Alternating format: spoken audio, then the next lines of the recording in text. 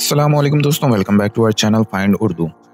Agility agility का मतलब है फुर्ती, तेज हरकत की सलाहियत।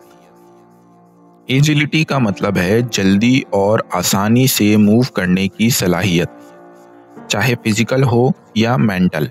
स्पोर्ट्स, आर्मी और बिजनेस में एजिलिटी बहुत अहम होती है। The players agility helped him score the winning गोल। खिलाड़ी की फुर्ती ने उसे जीत का गोल करने में मदद दी।